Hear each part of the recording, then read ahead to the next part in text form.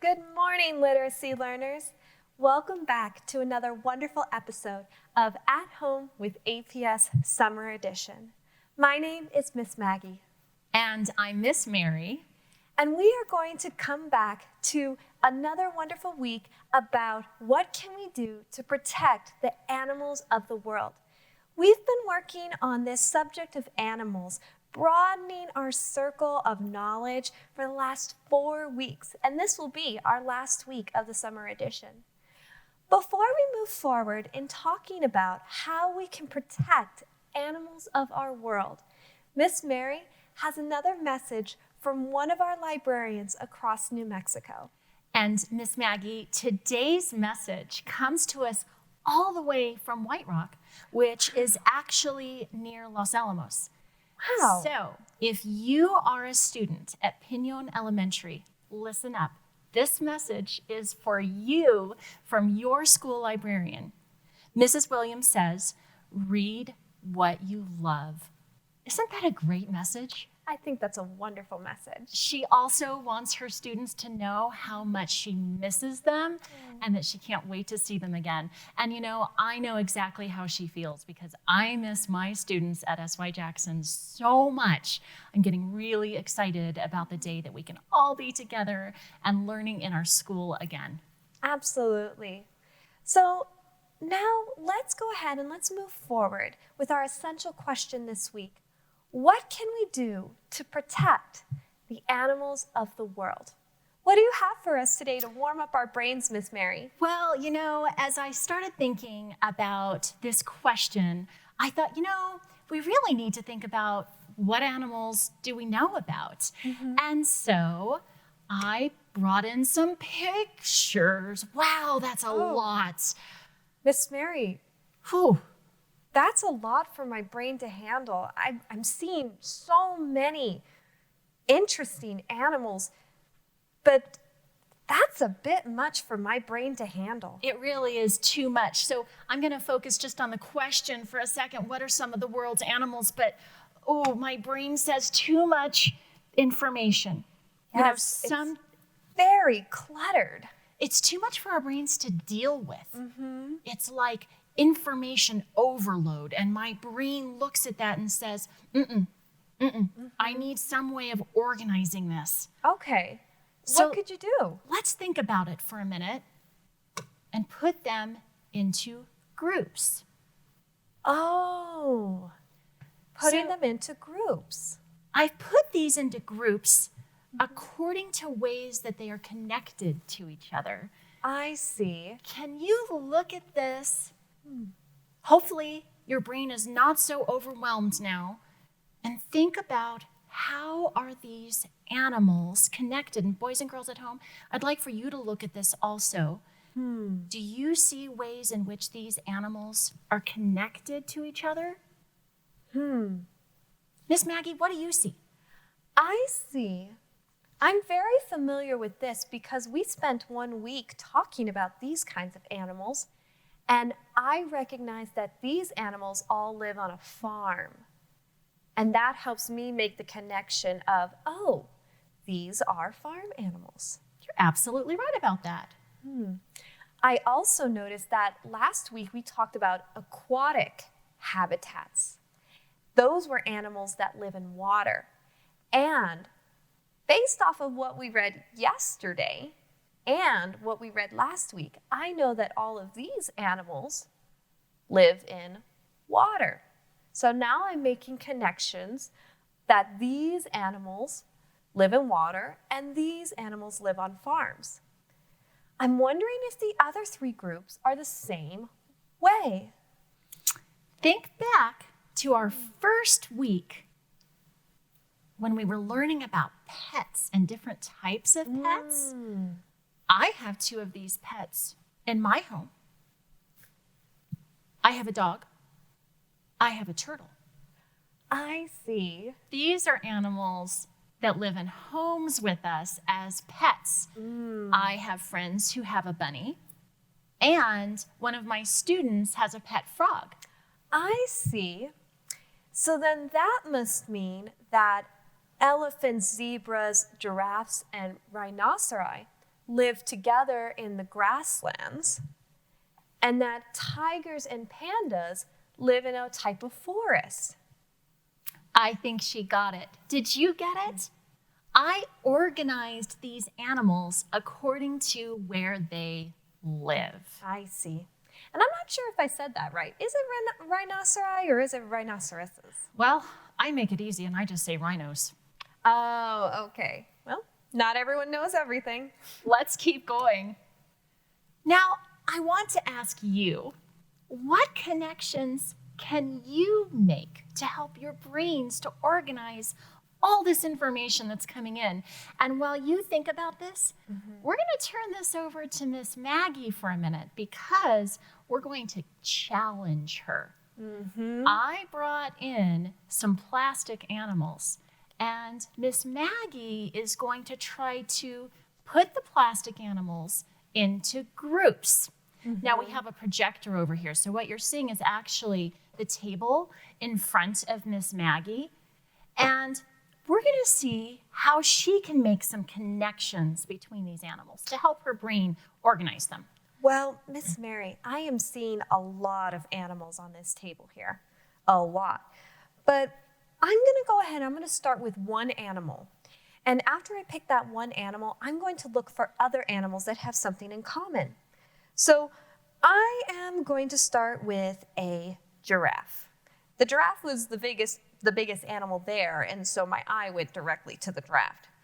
So I'm noticing that the giraffe has lots of patterns on its body, some kind of spot or stripe. So I think I'm going to look for animals that have that. Well, this animal does not. I don't see that on this animal either. I do see it on the tiger right here. I see little stripes right here. So I'm going to keep him. I don't see it on a couple of these other animals, so I'm going to move them out of the way. Oh, the zebra has some stripes.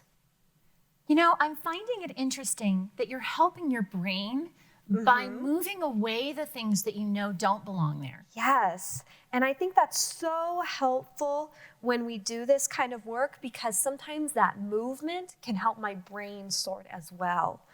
And so the cow has some kind of spot and pattern, so I'll leave the cow. The panda kind of has some of those stripes, so I'll leave that as well. And the frog does as well. I see some spots here. So this is going to be my group of animals. These are animals with patterns, stripes and spots. Excellent. And now your brain is happier, not having to deal with quite so much information. Absolutely. And it's easier to make those connections. Well, let's switch back to the screen.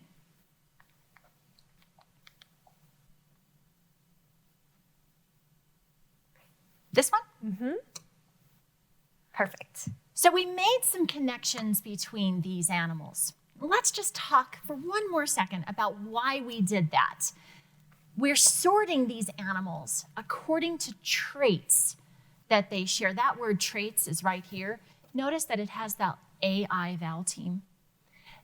Talk to us about what traits are. So traits are characteristics almost. They're things that make us unique and different. For example, some of the animals that we brought out yesterday, some of the traits, they can be size, they can be color, they can be the type of shape that they are. In fact, sometimes traits have a lot in common with adjectives, like what we learned yesterday. We could say the spotted jaguar and the spotted African dog. That's right. Or the green, red-eyed tree frog. There are many different ways that we can describe the traits of animals. Now, putting these animals into groups helps our brains to deal with all this information that's coming in. It's part of what helps us to be efficient learners. That's right. Now, we're going to read a book today called Hello, Hello by Brendan Wenzel. Now, I just have to tell you, Miss Maggie, I met this author and illustrator Really? I did. I went to a conference for librarians. If you didn't know, boys and girls, I'm a school librarian, and every year they've got a big conference. It's like a meeting with other school librarians, and I got to meet this author. First of all, he is the nicest guy, but he's also an amazing artist.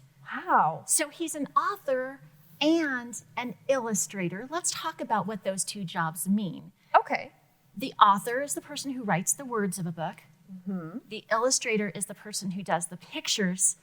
And very often, the author and the illustrator is the same person. I see. So it doesn't always have to be two different people. No, in this case, it's one person. Oh. He did the words and the pictures. Now, I would love for you, as we're reading this book, to really pay special attention to the pictures because, well, they're amazing. Just look at the cover. And as we go through, you're going to see a lot of really unique animals. But I don't know if our kids at home can see the detail of this cover illustration of a pangolin. It's amazing. The other thing about this book, besides just being a great book, is that it's all about making connections. Really? It really is. And that was why I got so excited when I first saw this book the year that it was published in 2018. By the way, it was published by Chronicle Books. Okay. Now, as we read, I would like you and our students to be thinking about three things. Get your brains ready for this, because as I'm reading, I'd like for you to be thinking just a little bit.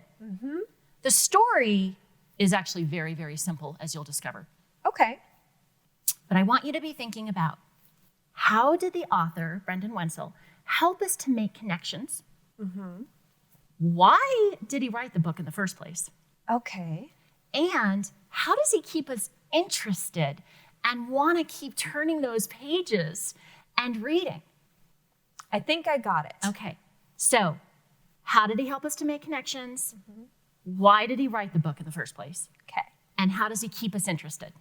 Got it. Okay, let's get started with Hello, Hello by Brendan Wenzel. And I'm just going to move our little panda for a second. Absolutely. Make sure that everybody has a clear shot of the book. Now, this first page is going to be hard for you at home to see because there's actually two cats on this page. One is white, and you can just barely see its eyes. Just know that it's there.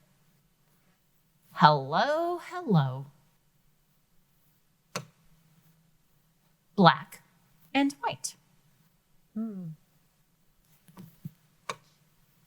Hello, color. Hello, bright. Hello, stripes. Hello, spots. Hello, giant. Hello, knot. Do you see the little knot there? I think I do. Hello, tongue, ears, hands, and nose. Hello, pattern. Hello, pose. Hello, shape. Hello, show. Hello, wonder. Hello, whoa. Oh my.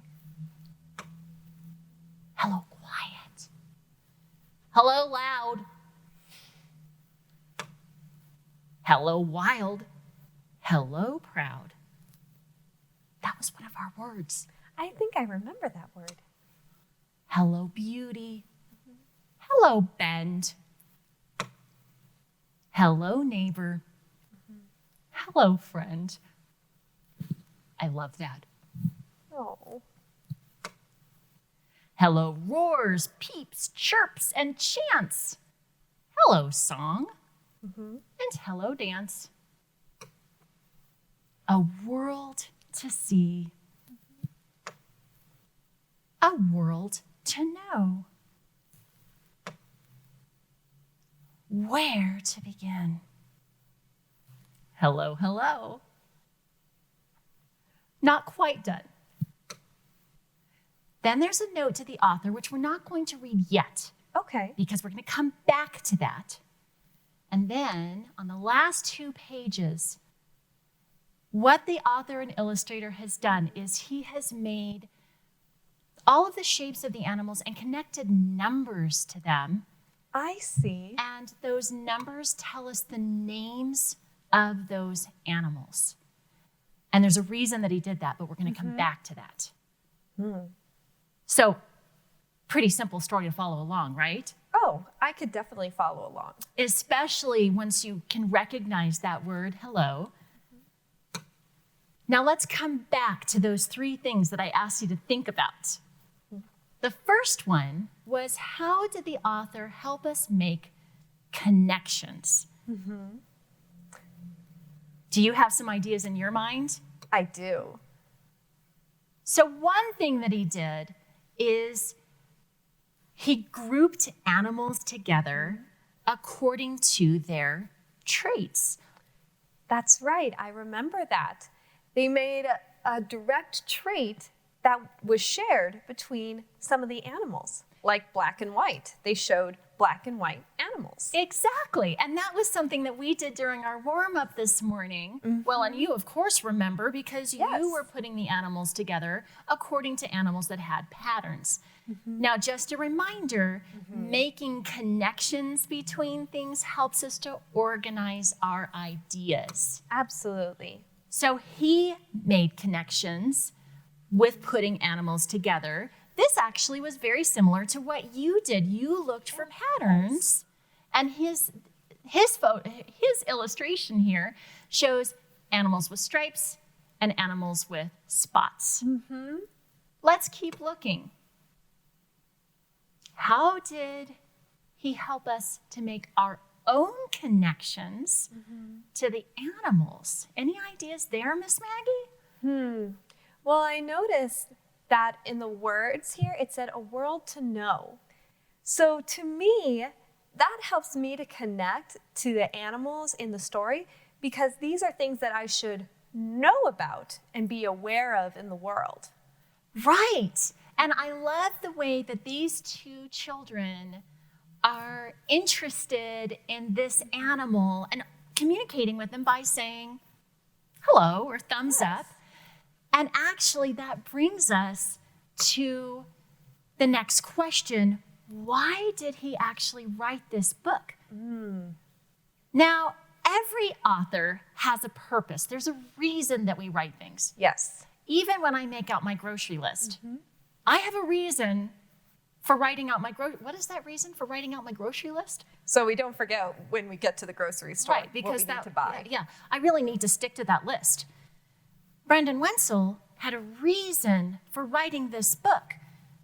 What was that reason? Do you have any guesses? I do have a couple of guesses. One, I think it was to show us what animals in the world and what traits they share. But I also think I could learn more as to why the author wrote the book if I read that author's note at the back. You are absolutely right. And remember, I said that we would come back to it because there's actually really important information in here. So I have a question, a side question over here. What does Brendan Wenzel, the author and illustrator, want to accomplish with this book? What do I mean by that word accomplish? That's a big word. Well, accomplish is a goal. Right.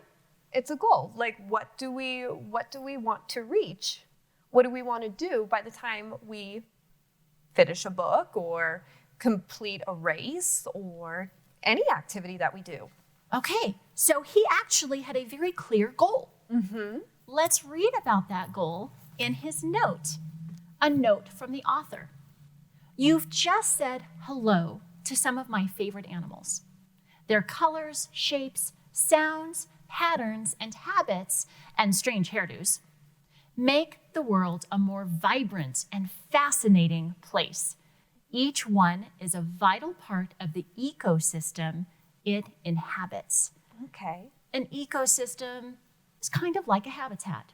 Okay. So each one is an important part of its habitat. Did you notice how I rephrased that to make sense according to what I know? Yes, it was like you were making your own connections to the text. You're right, I was. Sadly, many of these creatures are in trouble, considered to be near threatened, vulnerable, endangered, or critically endangered by the International Union for Conservation of Nature. Now, hold on. If those were a lot of really big words, we're actually going to come back to some of them. Okay. So don't worry too much if you don't get it yet.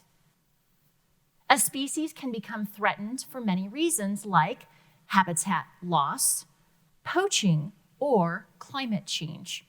I'm going to, again, put that into my own words. So some of these animals could be in danger for many reasons, like losing their homes or their habitats. Poaching, that's where people illegally hunt animals. I see. Or the changing environment, like you were showing us pictures of polar bears. Yes. And we know that their habitat is getting smaller because a lot of the ice is shrinking. Yes. Now, notice that I have an arrow pointing to this next paragraph. By the way, that was my way of telling you we should pay attention, especially to this part. Many people don't know a lot of these animals even exist. You can help change that. Find out more about them. Head to the library, go on the internet, and share your interest and enthusiasm with everyone you know. You could even write a letter to one of the incredible conservationists working to protect them and keep the places that they live safe. The more the people know about these creatures, the better the chance that they will share this planet with us for many years to come. It all starts with saying, hello. So let's take another look. He's been very clear with us about why he wrote this. He wants us, the readers, to learn more about the animals so that we can share our interest and enthusiasm with everyone we know. I see. And the way that he's helping us is that, remember, he named the animals. Yes, he did. So if I was really interested in learning about this, let's go back. I have to be careful about touching that screen. If I was really interested in learning about this animal, I could go to page 4 or number 4 and learn that that is a plains zebra, and then be able to look up that animal either in the library or on the internet to get more information. Also, he says the more that people know about these creatures, the better the chance that they will share this planet with us for many years to come. And here's his reason. He wants these animals to be around as you grow up and to have children and grandchildren, so that they will be able to share our world with these animals also. So that's why he wrote it. He wants us to learn more so that we become interested in them, and then we do something to help to protect them. That's right. It always starts from becoming aware. Right? So, next question. How does he keep us interested and want to keep reading? Now, we know that the words were really, really quite simple to follow along. I think, and maybe you'll disagree with me, but we're all entitled to our opinions on this. I think one way that he keeps us interested is that the way that he presented the information to us, the way he gave it to us or shared it with us, well, I think was fantastic. And if we take it apart a little bit, Okay. then let's explore why I think it was fantastic. You got it. First of all, I think the book is really fun to read. I mean, I know I had fun reading it aloud because it's got a certain rhythm to it that kind of goes along almost like a song. Yeah, it's a pattern almost. It is. And those rhyming words are fun to read. So let's just go back to a couple of the pages. Hello, quiet. Hello, loud. And then, hello, wild. Hello, proud. I hear the rhyme. Right? Now, the other thing is that the way that he did the illustrations, I just think it's amazing. He's such a talented artist. You know, for one thing, you can't just like quickly go through the pictures and then put the book down and be done with it. This is the kind of book that you've got to pick up and read it again after the first or second or third time, because every time you read it, there's something else to discover. I want to show something to you that I didn't even spot until I'd read it like 5 times. All right, do you see this elephant here? Okay, and he's facing in, and we only see the front part of his body. I'm going to move this to make sure that y'all can see this really, really well. All right, you see the elephant, right? Okay, hang on. Look at the beginning of the next page. What do you see? I see the end of the elephant. So he wanted us to turn the page and keep going because there was more to discover.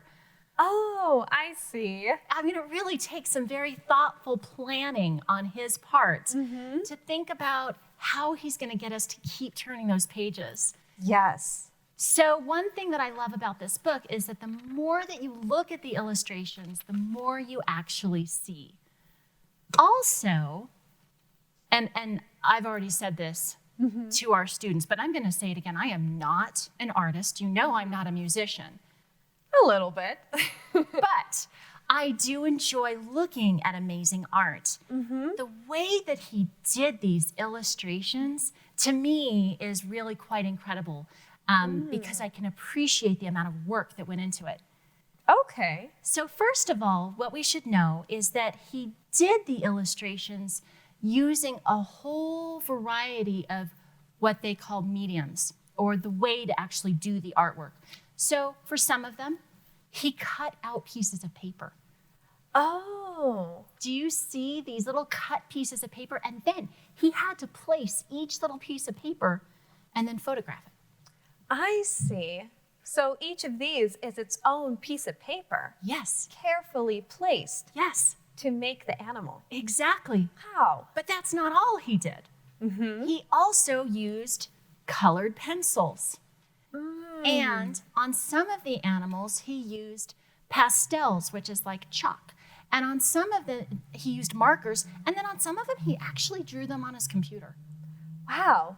That's such a unique way of creating illustrations for a book. Right? And he put so much work into it. So it helps me to appreciate the book more when I understand all the work that he put into it. Yes. Now, I told you as we were reading that author's note that there were a couple of words that we would need to come back to. And can I just say, if you got to get another copy for yourselves at home, go to the library, find it, read it over and over again, and enjoy the illustrations. I'll just wrap up the discussion of the book with that. And let's move on to more understanding what we read with making sure that we understand all the words. And there were 2 words that I pulled out of that author's notes that I wanted to come back to. Okay. Because I kind of just skipped over them, which is okay to do when we're reading it for the first time. If we need to just kind of go, I think I need to go back to those, that works. So 2 of the words, one was endangered and one was conservation. Okay. Do you remember when I kind of stumbled over the word conservationists? I do remember that. You had to space out each syllable to say it correctly. Because it's kind of a mouthful. We'll talk more about that. So first, let's start with the word endangered. Now, Endangered. endangered, yes.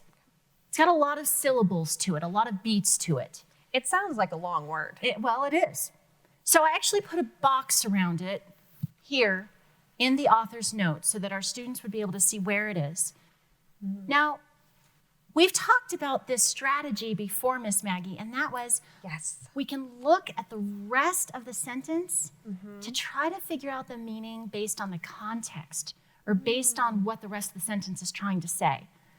We can find clues. Exactly. So we can look at the rest of the sentence to help us to understand. So I took some of the words over and put them over here. Sadly, many of these creatures are in trouble. I underlined are in trouble, because that's my clue right there. Okay. Now, what we could try doing is using other words instead of endangered.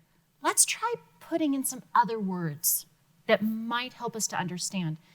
So are in danger, to me, that means are in trouble. Are in danger.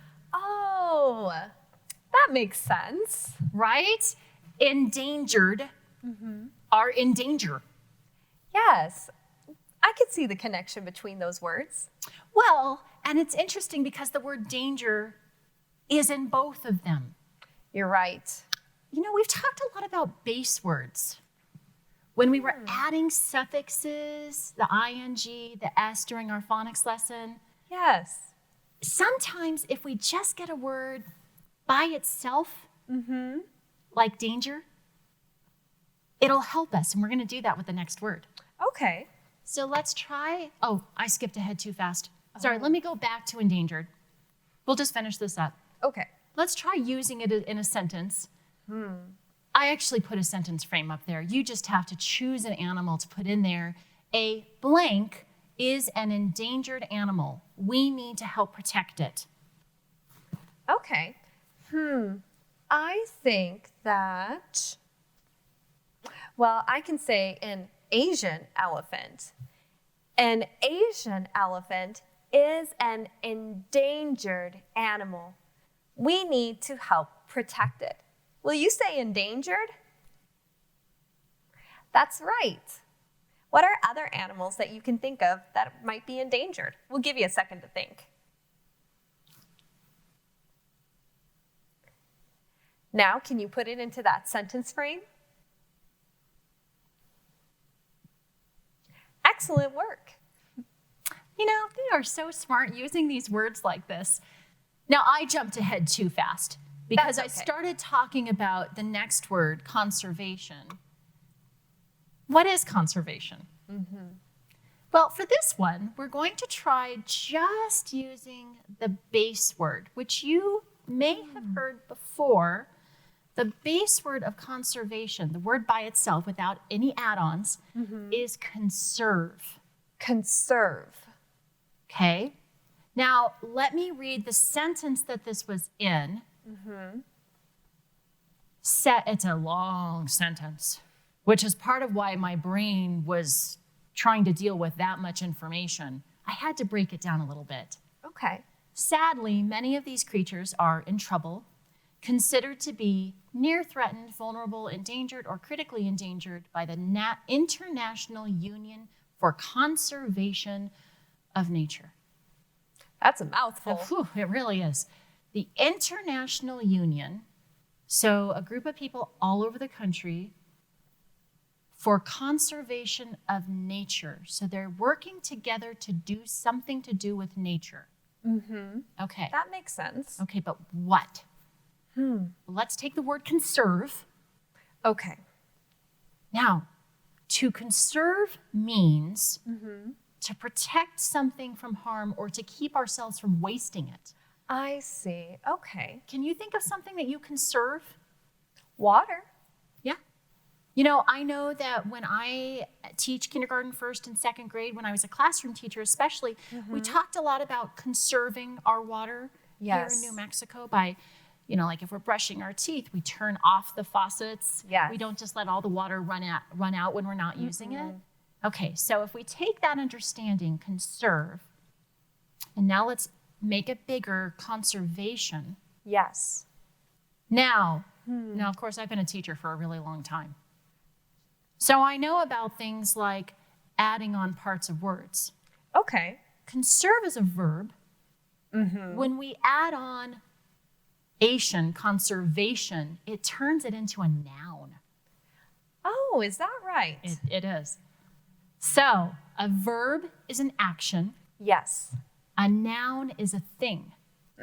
So conservation is what we do to try to protect something. Oh, that makes sense. So let's have you try to use that sentence or that word in a sentence. Conservation is very important to me, so I will try to protect them by recycling more. Oh, because we know from reading that part of the reason they're in danger is because they're losing their habitats. Yes. So if we recycle more, maybe our garbage won't go into the ocean and take away part of their habitat, Yes. because then they're swimming with the garbage. All right. Okay. That's still kind of a big word. It is. And if you don't totally get it, it's okay. I think we can still get the main message of doing what we can do to try to protect these animals. That's right. And sometimes with vocabulary words, you need to practice them over and over and over again. So that way you can get a full understanding of the word. You know, there are still words that I don't know that I fully understand. It's okay. Sometimes we just find another word to use in its place. Yes. We're going to move on to popcorn words, because this is another way that you can practice your reading and your writing so that it becomes easier for you. Remember, kiddos, popcorn words are those words that pop up a lot when we're reading and writing. We also call them high-frequency words. That's right. So we have 3 for you this week. Miss Maggie, would you like to read our 3 popcorn words? Absolutely. There were what? Now, I will say, we didn't see these words in the book. No. Well, partially because the main word was hello. Yes. But we can still use these words in sentences. So here's what we will do. We're going to read each sentence, circle the high frequency or popcorn word, read that word by itself, then write it, and then we'll skywrite it. Perfect. Here's a sentence, not from the book, but based on the book. Miss Maggie, would you like to read that sentence to us? Absolutely. These animals were loud. Because I took the page. Hello, loud. Now, do you remember which one of those is the popcorn word? Yes. Would you like me to circle it? I would love for you to circle it. Did you spot it? These animals were loud. Were is the popcorn word, the high frequency word. I think we need to give her a thumbs up. Okay, let's keep going. Next, let's just read it. Shall we count to 3 and read it together? 1, 2, 3. Were. Okay, now we need to write it. Okay, so let's write were. W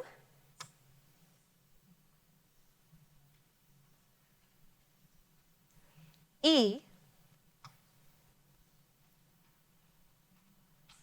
R E W-E-R-E. The word is were. Awesome. Now, let's skywrite it. Oh, sorry. No problem. Big. Are you ready? Stand up, shake it out, get your pointer arms out. I like pointing my first 2 fingers also. And let's skywrite it as we say those letters. Yes. Ready? W, E, R, E, were. Awesome. Let's move on to the next one. I put my pen down. That's okay. I'll look for it while you take us through this. Let's read the sentence and circle the next word. There is a panda bear. Will you read that with me? There is a panda bear. Do you see the high frequency word? I think I do. There. The popcorn word, the high frequency word, is there.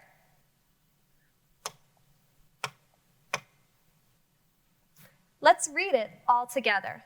1, 2, 3. There. Now, let's write it. T H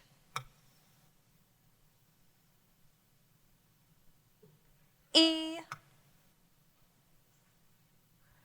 R E.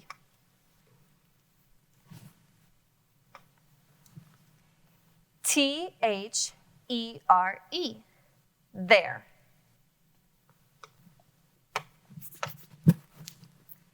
Now, let's stand up and let's skywrite it together. Arms up. Ready? Here we go. T-H-E-R-E.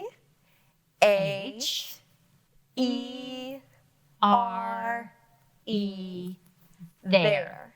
The word is there. Okay, let's read the last sentence. What can we do to protect these animals? Do you see the high frequency word? I think you noticed it right at the beginning. What? What is the high frequency word? The popcorn word.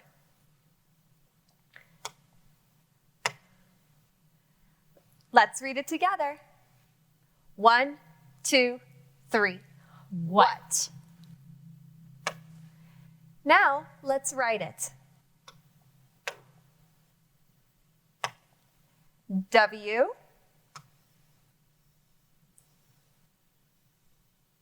H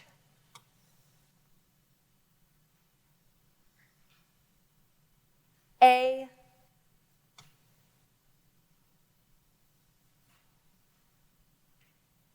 T.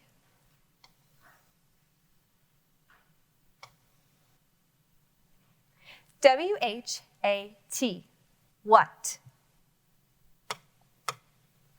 Now, let's skywrite it. Stand up and arms ready. Here we go. W-H-A-T.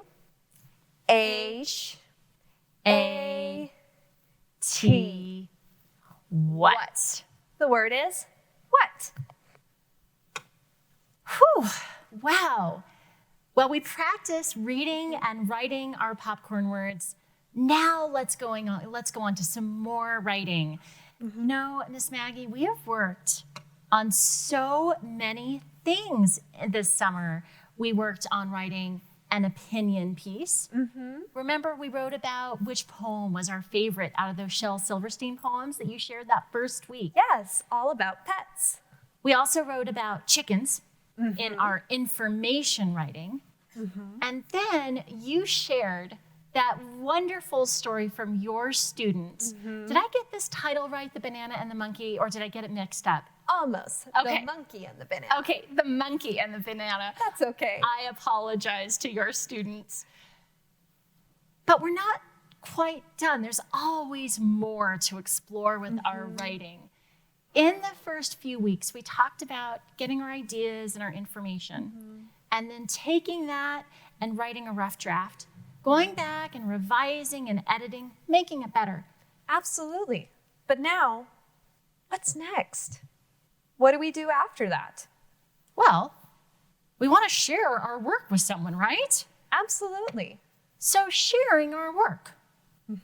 Let's go back to today's book. The author and the illustrator wrote this book for a reason. He wanted us to learn more about these animals so that we would be interested and do what we can to protect them. You also have a purpose when you write. Yes. Just like my grocery list is a reminder for me. Now, I'm not necessarily going to share my grocery list. We don't have to share all of our writing. But when you do want to share it, let's think about what was the purpose for the writing? How can we make it easy for our readers to read it?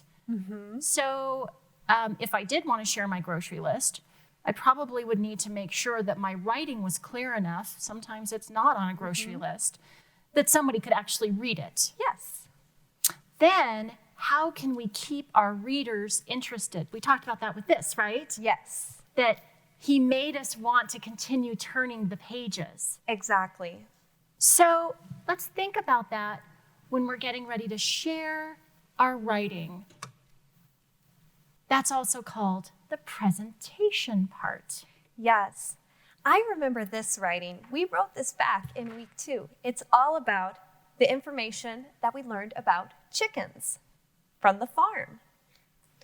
Now, I think our main reason for writing this, that purpose that you were just talking about, is we wanted to share our information that we had learned about chickens and communicate that with other people. Well, it kind of sounds like we could do something similar with this. Absolutely. Brendan Wenzel wanted us to learn more about these animals and then share our interest and enthusiasm with everyone that we meet. And then one thing I noticed that you did, Miss Mary, is that you took our writing and our editing and our revising that we did on this piece 2 weeks ago, and you put it together on a nice paper I did. with all of our corrections already done. And that's one way that we can make it easier for others to read and clearly communicate our ideas. Well, and that's part of writing that presentation piece.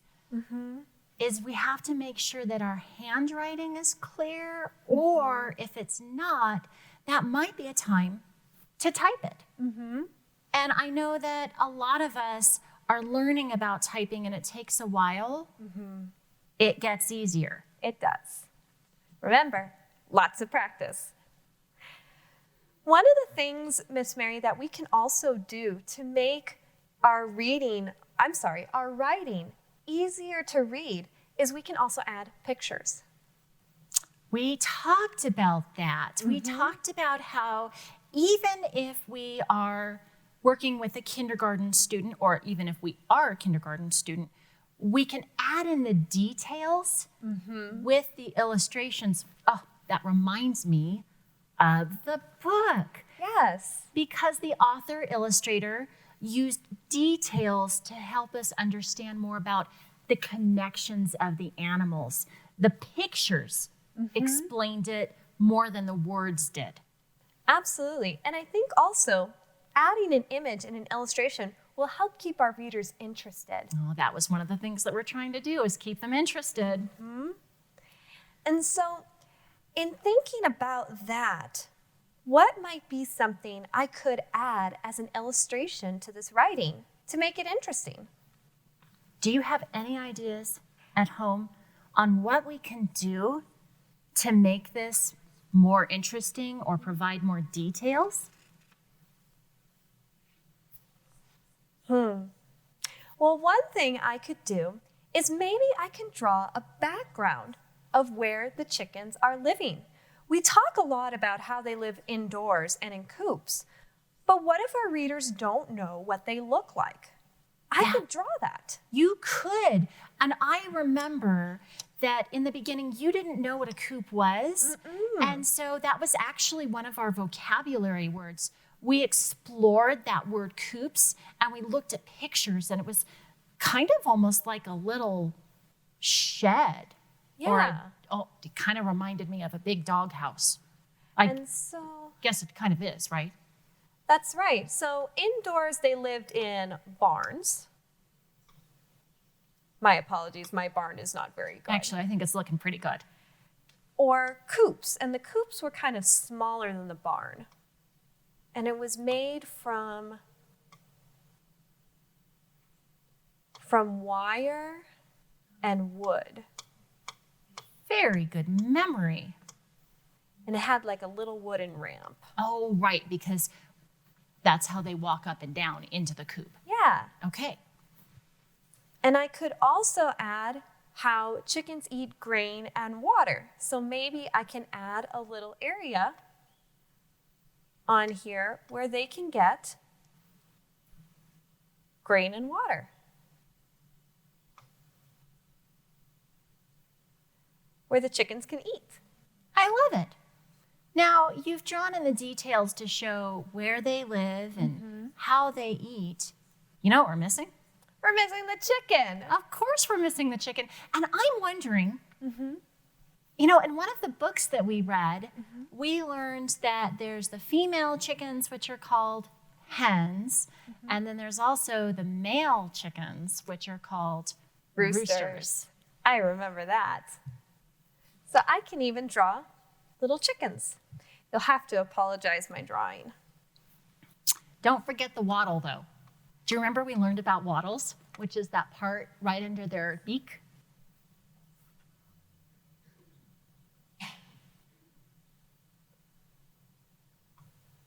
There's the wattle, and there's the beak. And then here's all the feathers and the wing. And I'll make a little eye right there. Yeah, there. It's there. So that's a way that I could keep my readers interested, is by adding illustrations and pictures. And also a way that I can make my writing even clearer to others. I love that. Now, let's think even bigger for just a minute. Are there other ways that we could share our writing besides writing on this kind of paper, drawing pictures? What else could we do? Well, there's a lot of different ways that people present their own writing. Some people present their writing in films, so they make movies out of their writing. Other people perform it on stages. Kind of like what we're doing right now, Miss Mary, is that we wrote a lesson to present to you, and we are performing it here on this stage in order to communicate our ideas to you. So that's another way. What are some others? Well, I wrote our presentation on a PowerPoint display, and I brought pictures in. I added in the words to explain my thinking. That's another way to do it. Absolutely. We can definitely use technology. Some people also communicate their ideas and their writing within their artwork. Oh, right. The author illustrator did that, which is another way, making a book. Yes. And it's so easy these days to make books. You know, really, we just need paper and something to bind or put the book together. Staplers work for that.